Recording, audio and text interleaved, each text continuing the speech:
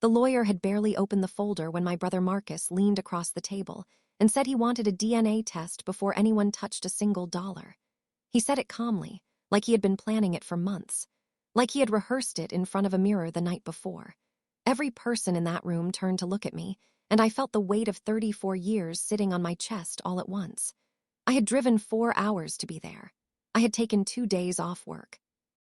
I had been the one sitting beside our father in that hospital room while the machines beeped and the nurses changed shifts and the hallway stayed quiet. Marcus had sent a flower arrangement with a card that said thinking of you. And now here he was, asking a lawyer to prove whether I was real enough to deserve a chair at the table. Before this story goes any further, I want to ask you something honestly. If the person who dismissed you for years suddenly stood up in a formal room and tried to erase your name from the only thing your father ever left behind, what would you do? Would you cry? Would you argue? Would you walk out? Stay with Lousia today, because what she did next was none of those things, and by the end of this story, you are going to understand exactly why. Lousia was 34 years old the morning her father died. She had known it was coming for almost 8 months. The doctors had been honest from the beginning, the kind of honest that feels like a door closing slowly, quietly, but with complete certainty. Stage 4, inoperable, palliative care only. Lousia had heard those words in a small beige office with a box of tissues on the corner of the desk. And she had driven home alone afterward and sat in her car in the parking lot of a grocery store for 40 minutes before she could breathe normally again. Her father's name was Gerald. He was 68 years old, a retired high school history teacher who had spent 30 years shaping other people's children and very little time accumulating wealth. He owned a modest house in a small town called Fairville, 3 hours from the city where Lousia lived. He had a savings account, a small life insurance policy, and the house. That was the full picture of what Gerald had built. It was not a fortune, but it was his.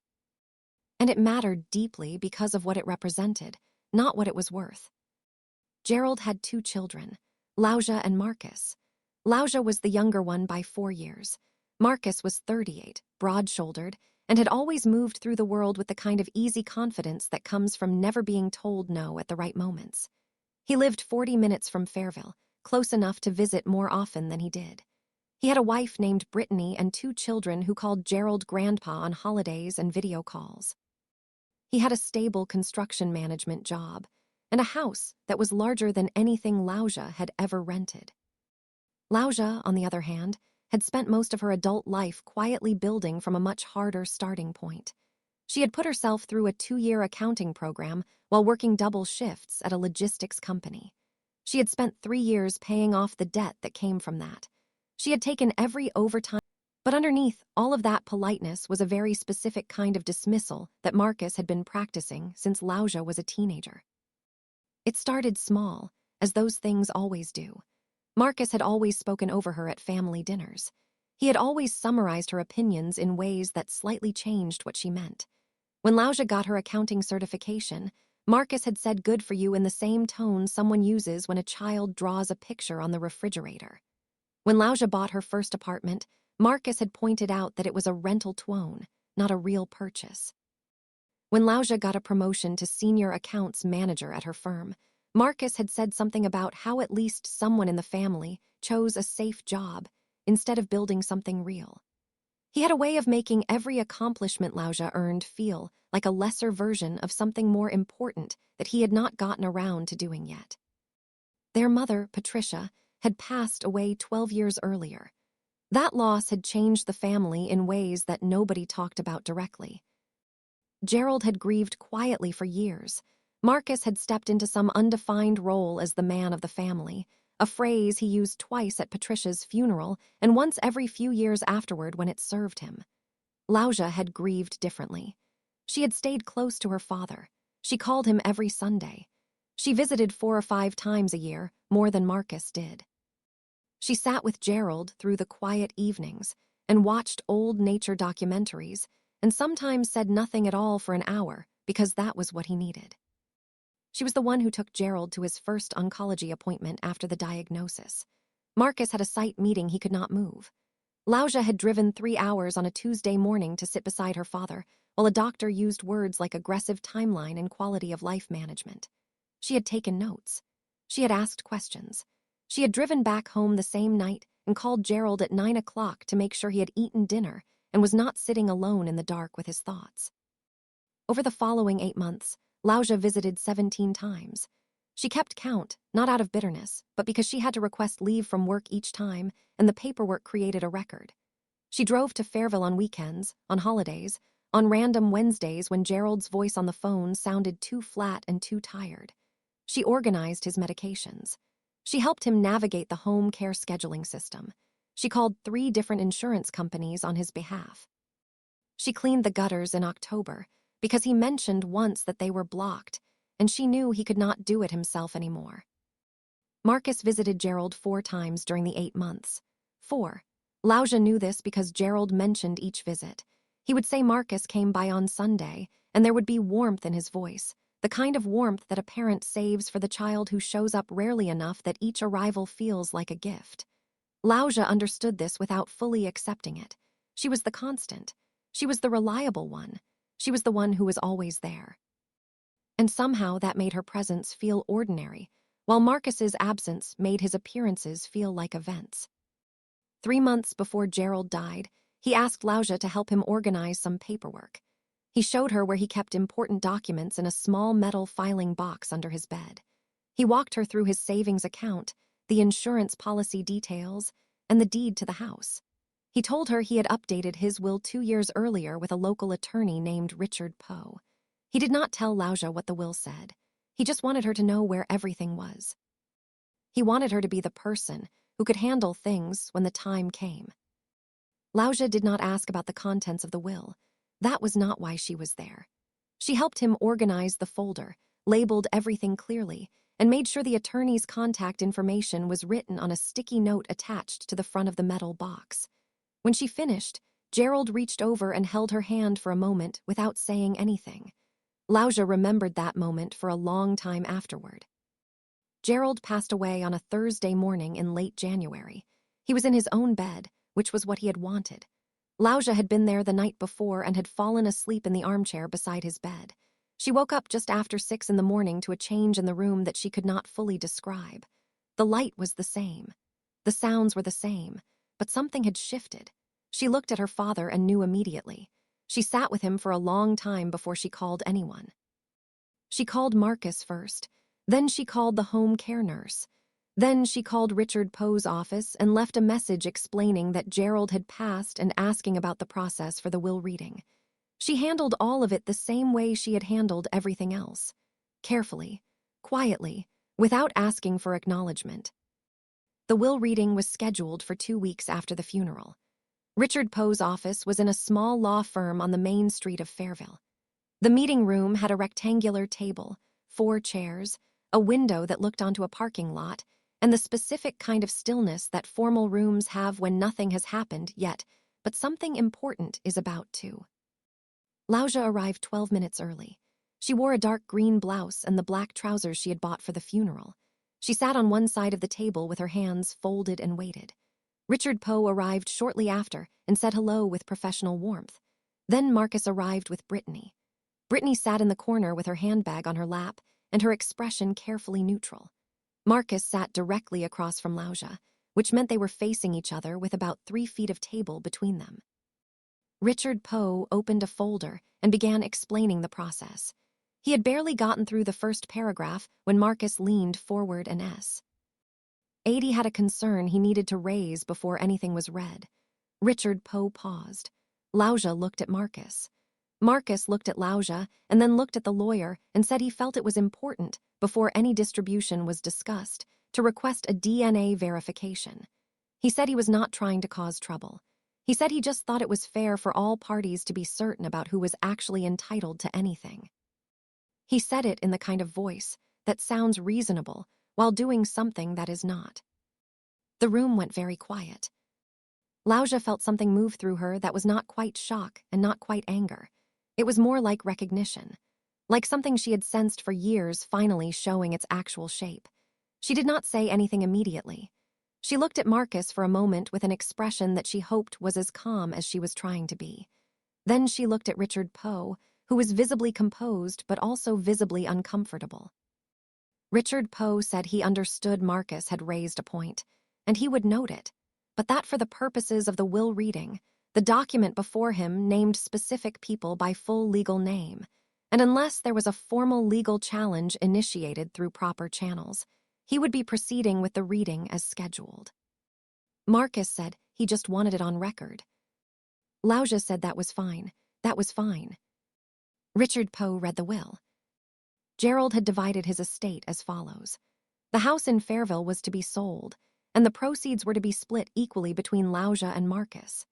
The savings account balance, which was just under $42,000, was to be split equally between Lousia and Marcus. The life insurance policy, which paid out $68,000, was directed to a beneficiary designation that Gerald had updated 18 months before his death. The sole beneficiary of the life insurance policy was Lousia. Marcus went very still when Richard Poe read that last part. Richard Poe explained that because life insurance policies pass outside of the will by beneficiary designation, this was not subject to the standard estate distribution.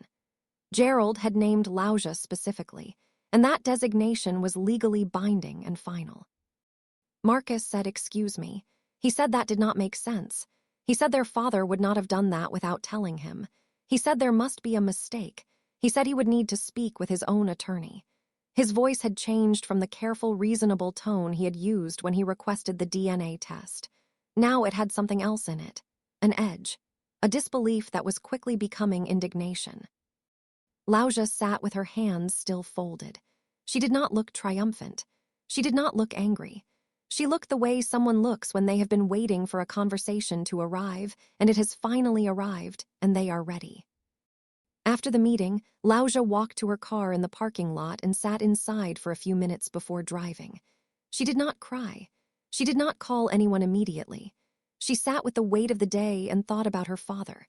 She thought about the night he had held her hand beside the metal filing box.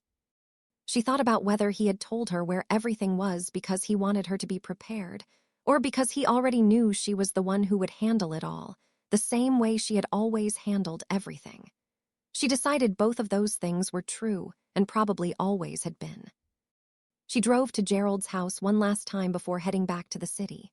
She had a key. She walked through the rooms slowly and turned off the lights in the bedroom and the kitchen. She checked that the windows were locked. She sat on the edge of the couch for a while and looked at the shelf where Gerald kept his photographs. There was one of her and Marcus as children, standing in front of a lake somewhere with matching red rain boots. There was one of Patricia at a backyard birthday party. There was one of Lousia and Gerald from a trip they had taken 2 summers ago to visit a botanical garden 3 towns over. In that photograph, Gerald had his arm around Lousia and was laughing at something she had said. She did not remember what she had said, but she remembered his laugh. She drove back to the city. She went to work the next day. She did not call Marcus. Marcus called her 3 days later. His voice was different on the phone. The construction manager confidence was still there, but underneath it was something tighter and more urgent. He said he had been thinking about the will reading and felt there had been some miscommunication. He said he was not trying to make things difficult. He said he just thought they should talk about how their father's wishes could be handled fairly. He used the word fairly 4 times in the first 2 minutes of the conversation. Lousia counted. She said she was listening. He said the life told Marcus that it was not looking good and that if he wanted to come, now would be the time. Marcus had said he would try to get there tomorrow. He had not come. Gerald died the following morning. There was a pause on the line. Marcus said that had been a very hard time for him too. Lousia said she understood. She said she genuinely did. And then she said she wanted to say something clearly, and she wanted to say it once. She said the life insurance designation was something their father had chosen with full knowledge and full intention. She said she had been present for every appointment, every medication conversation, every document organization session. She said she had not done any of those things expecting anything in return. She had done them because Gerald was her father and she loved him. But she was also not going to apologize for what he chose to do or undo it, because it made someone uncomfortable now that he was gone. Marcus started to say something about fairness again. Lousia said she needed to go. She said she hoped they could find a way to handle the sale of the house without too much difficulty. She said she would be in touch through Richard Poe's office. She hung up. For about a week, she expected more calls, more pressure, more requests for fairness that were really requests for a share of something he had not earned. She kept her phone nearby in the evenings and thought through what she would say if he pushed harder. She had been doing this her whole life, mentally preparing for conversations that required her to defend herself to people who should have never made that necessary. The calls did not come immediately. Instead, she received a letter. It was not from Marcus directly.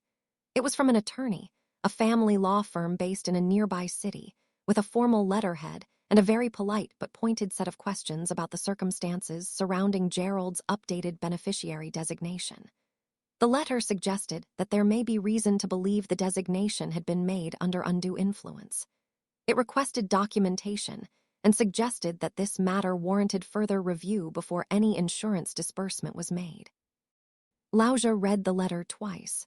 Then she put it face down on her kitchen table and made herself a cup of tea and sat with it for a while. She was not panicking, she was thinking. The phrase undue influence had a very specific legal meaning. It meant someone had pressured or manipulated another person into making a decision they would not have made freely. The implication in the letter was that Lousia, by being present during Gerald's illness, had somehow manipulated him into naming her as the sole beneficiary of the insurance policy.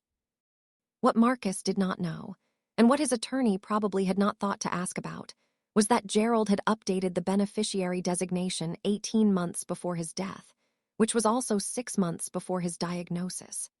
Gerald had made that change when he was fully healthy, fully independent, and not under anyone's influence for the simple reason that there was no diagnosis yet and no illness to influence anything. The update had been made because Gerald had reviewed his financial documents after a financial planning seminar he attended at the local library and realized some of his designations were outdated. Richard Poe had assisted with multiple document updates at that time. It was all on record. Lousia called Richard Poe's office the following morning. She explained the letter. Richard Poe was unsurprised. He said he had handled Gerald's document updates personally and that the beneficiary change predated the diagnosis by a significant margin. He said he was happy to provide a written statement confirming the timeline if Lousia needed it. He said, in his professional opinion, the undue influence claim had very weak standing given the documented dates. Lousia thanked him and asked for the written statement.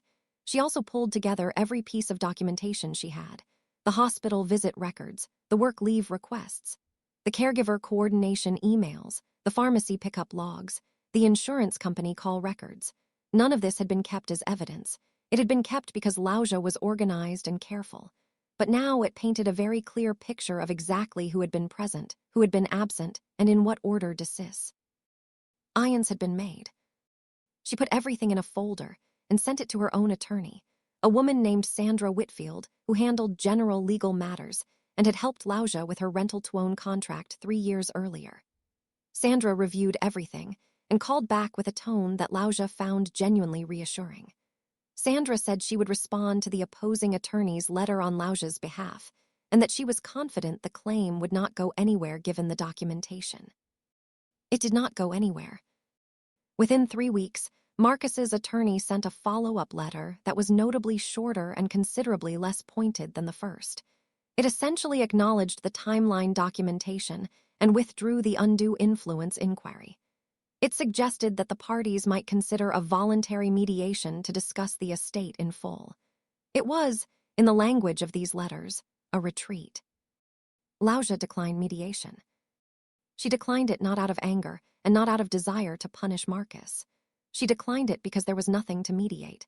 The will had divided the primary estate equally.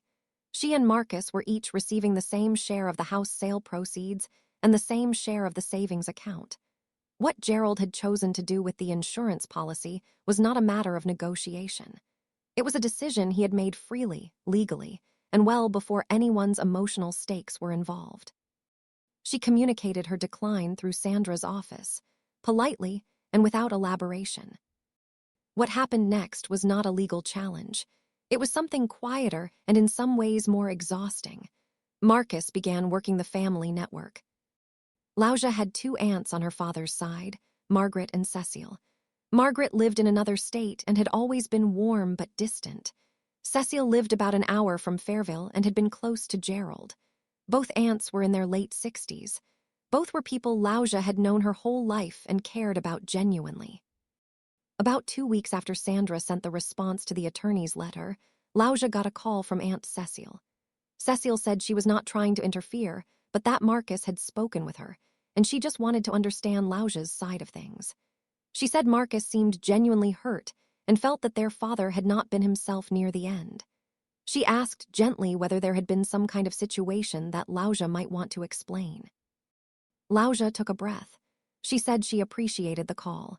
She said she had tremendous respect for Cecile and did not want their relationship to be affected by this. She said she understood that Marcus had told his version of things and that it probably sounded compelling. She said she also wanted Cecile to know that the insurance designation had been made 18 months before Gerald's diagnosis, and that she had documentation from Gerald's attorney confirming this, and that if Cecile wanted to know the full timeline, Lousia would be happy to share it with her. Cecile was quiet for a moment. Then she said she had not known about the timeline. She said she would think about what Lousia had told her. Aunt Margaret called 2 days later. The conversation was almost identical, except Margaret was more direct. She asked Lousia point-blank whether she had encouraged her father to make the change. Lousia said no and explained the timing. Margaret said she appreciated the honesty. She said she was going to stay out of it. The calls from the aunts stopped. Lousia did not know what Marcus had been told in return. She suspected the conversations had shifted in tone once the timeline was out in the open. She did not ask. She did not follow up. She let it settle. At work, Lousia had been keeping things together in the way she always did. She was a senior accounts manager at a mid-sized logistics firm called Hartwell Distribution. She had been with the company for 8 years.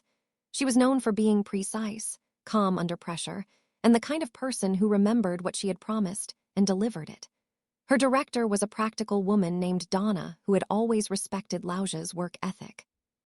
When Lousia had requested the time off for Gerald's final months, and then the funeral period, Donna had approved everything without friction and told Lousia to take what she needed. 2 months after the funeral, Donna called Lousia into a meeting and told her that a regional director position was opening within the company, and she wanted to nominate Lousia for consideration. It was a significant step up. More responsibility, a new team, a different city potentially, and a salary that would change Lousia's life in practical ways. Donna said she had been thinking about this for a while and felt the timing might be hard, but that she did not want to wait and risk missing the window. Lousia said she needed a few days to think about it. She went home that evening and sat at her kitchen table with a notebook and thought through what the next year could look like. The insurance. See, payout from Gerald's policy would help her stabilize financially in a way she had not had before. Not extravagant, but enough to build a real cushion. Enough to move without fear if she chose to. The regional position would require relocation to another city, about 2 hours away.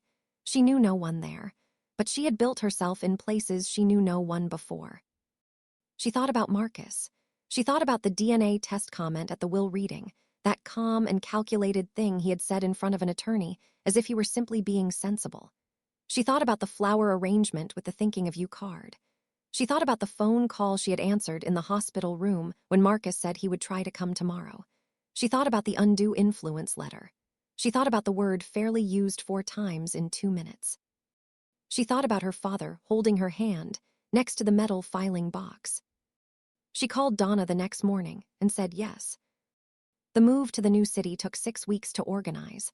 Lousia gave notice on her apartment, arranged her belongings, and spent a weekend in Fairville helping Richard Poe's office coordinate the final documents for the house sale. The house sold within 5 weeks of being listed. The proceeds were divided and dispersed exactly as the will had directed. Lousia and Marcus each received their equal share. Nothing extra, nothing removed. Exactly what Gerald had written. She did not hear from Marcus during that entire process. Richard Poe handled the coordination, and the communication was professional and contained. By the time the disbursement was complete, Lousia felt something she had not expected to feel so clearly. Relief. Not because the money had landed, though that mattered, but because the whole thing had been resolved without her having to fight in the way Marcus had been building toward. The documentation had done the work. The timeline had done the work. The truth had done the work. She had not had to shout or beg or justify herself in front of anyone who did not deserve her explanation. She moved to the new city on a Saturday in late April. She had a small apartment that smelled like fresh paint and had a window in the kitchen that looked over a courtyard with a tree she could not name but liked immediately. She unpacked her boxes slowly over the first weekend. She put Gerald's photograph, the one of the two of them at the botanical garden, on the bookshelf above her desk. The new job started on a Monday. The regional director role was demanding from the first week. A larger team than she had managed before, multiple locations to coordinate, a backlog of process inefficiencies that the previous director had apparently left unaddressed for over a year. Lousia stepped in and did what she had always done. She looked at everything carefully before making any changes. She listened to her team. She asked what was working before she asked what was broken. By the end of the first month, 3 people on her team had independently told Donna that they were glad Lousia was there. Lousia liked the new city. She found a grocery store she preferred within the first week. She found a walking path along a small river near her apartment that she used every Sunday morning. She found a coffee shop that had outdoor seats and good pastries and the kind of comfortable quiet that suited her. She called her friend Adiz every Thursday evening, the same friend she had called throughout the worst months of Gerald's illness, the friend who had sent care packages to Fairville and voice messages at midnight when Lousia needed to hear something kind. Adiz had been saying for years that Lousia deserved a life that was built around herself rather than constantly adjusted to accommodate everyone else. That observation had always landed somewhere true and uncomfortable, the way honest things do when you are not quite ready to fully agree with them. Now, settling into the new apartment and the new role and the new city, Lousia thought about that observation again. She thought she was beginning to understand it from the inside, the way it felt when a life was actually being built for you rather than around everyone else's needs and expectations and selective memories of who you were supposed to be. 3 months into the new role, she received an email from Marcus. She saw his name in her inbox on a Tuesday evening and felt the same settled recognition she had felt at the will reading. Not shock, not dread, recognition. She opened it. The email was long.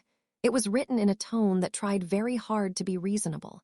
It began by acknowledging that things had gotten complicated after their father passed and that Marcus thought they had both said and done things that could have been handled better. He said he had been reflecting. He said he missed having a relationship with his sister. He said Brittany had been encouraging him to reach out. He said he hoped they could find a way to move forward. Then, in the 4th paragraph, he mentioned that his construction company had hit a difficult period. A project had gone significantly over budget. He had a cash flow issue that was creating real stress. He said he was not asking for anything specific. He just thought, since they were family, that he should be honest about where things stood. He said if there were any way Lousia might be able to help in even a small way, even a loan, he would be forever grateful. Lousia read the email twice. Then she closed her laptop, walked to the kitchen, and made herself a cup of tea. She stood at the window and looked at the courtyard and thought about the word forever. She thought about forever grateful from someone who had demanded a DNA test at a will reading. She thought about what forever looked like from a person who had sent a flower arrangement with a thinking of you card while she sat in a hospital room through a Thursday night. She thought about the phrase saying and doing things that could have been handled better as a way of describing initiating a legal, undue influence inquiry, without calling it that. She thought about her father holding her hand. She went back to the laptop. She opened the email again. She read it one more time. Then she began typing. She wrote that she had received his message and appreciated the effort it took to reach out. She wrote that she agreed things had been difficult and that she did not hold on to anger because it was too heavy to carry. She wrote that she hoped the construction company situation resolved itself. She wrote that she was not in a position to provide alone. She wrote that she wished him well, genuinely. She did not explain the no. She did not justify it with a list of everything she had carried. She did not remind him about the hospital phone call or the flower arrangement or the DNA request or the attorney's letter. She did not need to. He already knew all of those things. The explanation was already written in the history they both shared, even if he had been telling himself a different version of it. She sent the email. She closed the laptop. She went to bed. In the weeks that followed, there was a follow-up email from Marcus that was shorter and colder in tone. No more talk of reflection or missing his sister. It said he understood and hoped she was doing well. It had the quality of a door closing that had never really been fully open anyway. Lousia read it, noted it, and moved on. She was busy. The regional director role was expanding her in ways she had not anticipated. She was managing a team of 11 people across 3 locations. She was presenting quarterly analysis to the company's executive team. She was being asked for her opinion in meetings where, not long ago, someone like her would have been taking notes rather than offering recommendations. Donna called her once a month for a brief check-in and always ended the call by saying something specific and genuine about Lousia's contributions. It was the kind of acknowledgement that Lousia had spent years manufacturing approval-seeking to try to get from people who were not going to give it. Here it arrived simply, honestly, because she had done the work and someone with clear eyes could see it. Adiz came to visit in the summer, 3 months after Lousia had settled into the new city. They walked along the river path on a Saturday morning with coffee cups and talked for 2 hours without running out of things to say. Adiz said Lousia looked different, not in an obvious way, just settled. Like someone who had put down a bag they had been carrying so long they had forgotten it was not a permanent part of their body. Lousia laughed at that and said it was a good description. Adiz asked about Marcus. Lousia said there had been emails. She said she had declined the loan request. She said she did not expect to hear much more. Adiz was quiet for a moment. Then she said she thought it was interesting that the same person who had stood up in a lawyer's office and questioned whether Lousia was really family had later reached out when he needed money. She said she thought that said something very clear about what the word family had meant to him all along. Lousia said she had thought about that too. She said she thought family was a word that some people used to mean love and some people used to mean access. She said she had spent a long time trying to earn the love version from people who were only ever interested in the access version. Adiz put her arm around Lousia's shoulders as they walked. She said that was the most accurate thing Lousia had ever said, and that she should write it down. Lousia did write it down. She wrote it in a small notebook she kept on her desk beside the photograph of her and Gerald at the botanical garden. She looked at it sometimes when a hard day needed a clear thought to anchor it. The house sale had closed by then. The disbursement was final. The leg. Al chapter was closed. The professional chapter was accelerating in good directions. The personal chapter was quieter now, and the quiet felt like something chosen rather than something imposed. That was a new feeling. A good one. About 6 months after the move, Lousia got a call from Aunt Cecile. It was a different kind of call than the one that had come during the estate dispute. Cecile sounded like herself again, warm and direct, without the mediated, careful quality that had colored the earlier conversation. She asked how Lousia was doing in the new city. She asked about the job. She said she had been thinking about Lousia and Gerald, about how much time Lousia had given during those last months. She said she wanted Lousia to know that she saw it, that she had always seen it, even if she had not said so clearly enough. Lousia thanked her. She meant it. Cecile also said something about Marcus. She said he had come to visit her recently, and that she found the visit harder than she expected, because she kept noticing how he talked about Gerald, always from a distance, always as if someone else had been the one in the room. She said she had not said anything to Marcus directly, but she wanted Lousia to know that she understood more than she had let on at the beginning of all of this. Lousia said she appreciated that. She said it meant something to her. The call was short, but it stayed with Lousia for a while after. Not because she needed validation.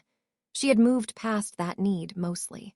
But because there was something settling about being seen by someone who had known her whole life, someone who had watched from close enough to know what had actually happened, and who was willing to say it plainly. As summer moved into fall, Lousia settled into the kind of daily rhythm that becomes something more than routine.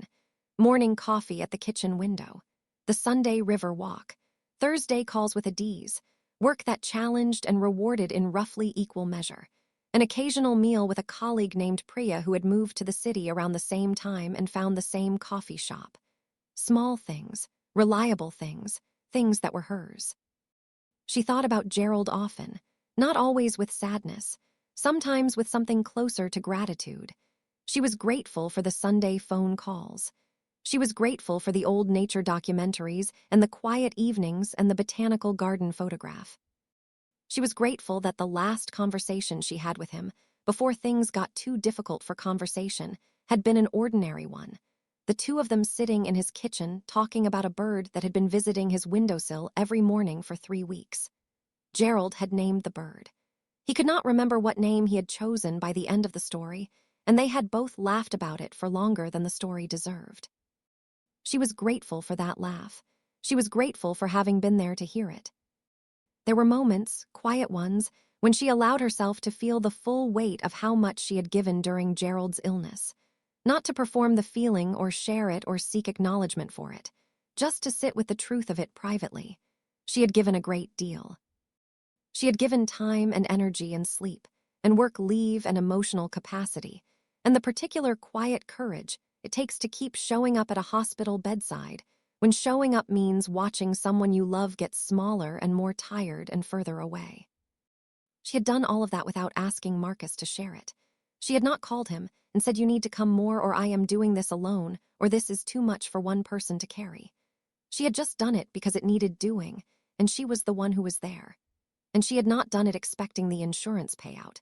She had not known what the payout would be or whether Gerald had updated the designation in her favor until Richard Poe read it aloud in that room. She had not done any of it for money. She had done it for love. But the love did not make what Marcus had done acceptable. It did not erase the DNA test comment. It did not softly explain away the attorney letter, and the word fairly said 4 times in 2 minutes. It did not retroactively make his 4 visits in 8 months into something more present, or his thinking of you flower arrangement into something more than a gesture designed to maintain an image. Lousia did not hate Marcus. She had thought about this carefully and confirmed it as true.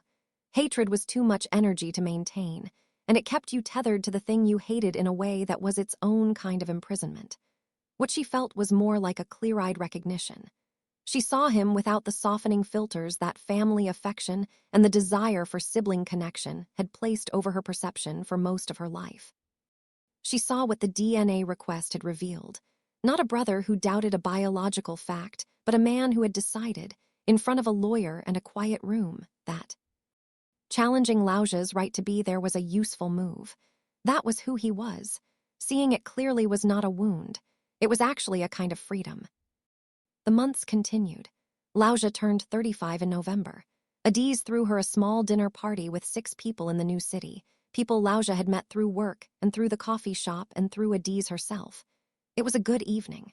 Someone made a cake that was too sweet and everyone agreed it was perfect. There were photographs taken near the window of Adie's temporary apartment. Lousia looked at the photographs afterward and thought she looked like someone who had found their footing. By the end of the year, the regional director role had expanded again. She was now overseeing a 4th location and had been asked to contribute to a company-wide process review that would affect how all regional teams operated. It was significant work. The kind of work that, 3 years earlier, she had imagined might one day be possible, but had not fully believed in. She believed in it now.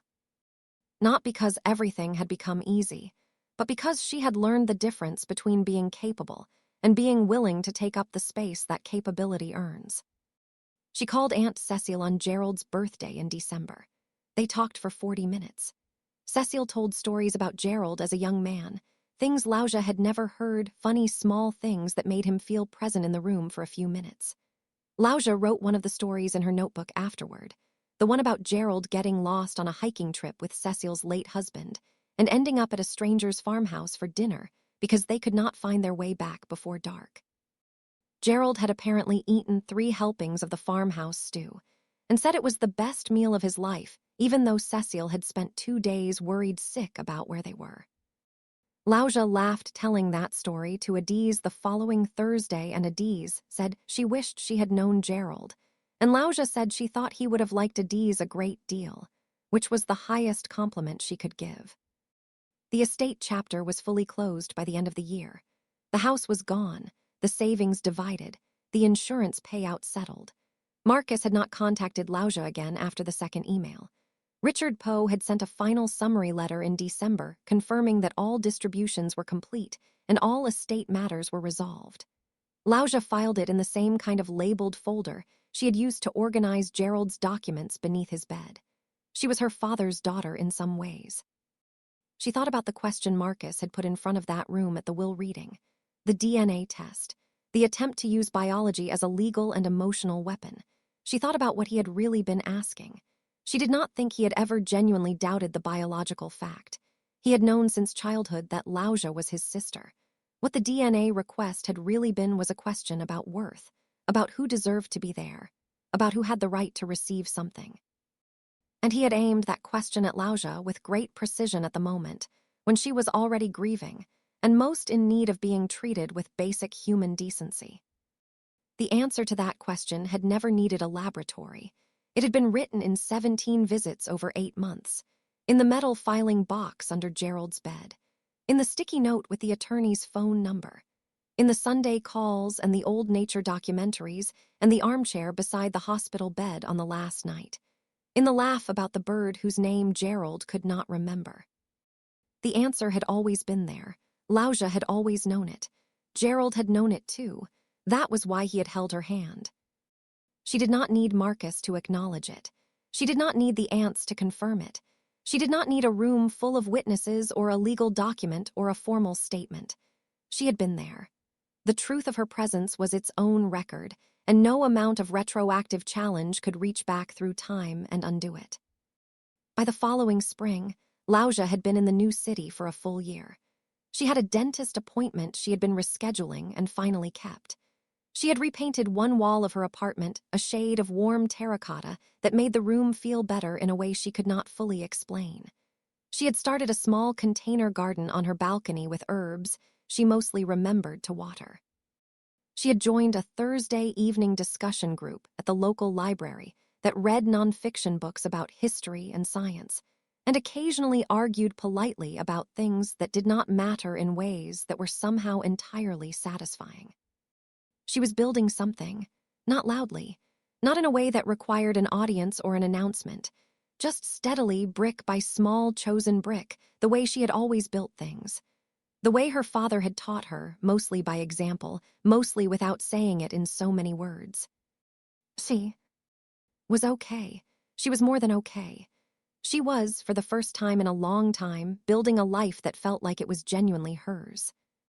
Not adjusted for anyone else's comfort, not kept small to avoid making someone feel outshone, not running on the quiet anxiety of waiting for the next person to question whether she deserved to be in the room. She was in the room. She had always been in the room, and now the room was hers. One afternoon in April, she walked to the coffee shop with the outdoor seats, ordered her usual, sat down in the spring light, and opened her notebook to a blank page. She did not write anything at first. She just sat there with the pen in her hand and thought about Gerald and the botanical garden and the terrible sweetness of the birthday cake and the river walk and the terracotta wall and the bird whose name no one could remember. Then she wrote, "I stopped trying to prove I deserved to be here. I just stayed. And eventually, being here became the only proof that mattered." She closed the notebook. She drank her coffee. The afternoon light moved across the table the way afternoon light does in spring, slow and golden, and full of something that does not have a clean name, but that you know when it reaches you. Lousia let it reach her. She was home. If Lousia's story reached something in you today, I want to ask you this one question in the comments.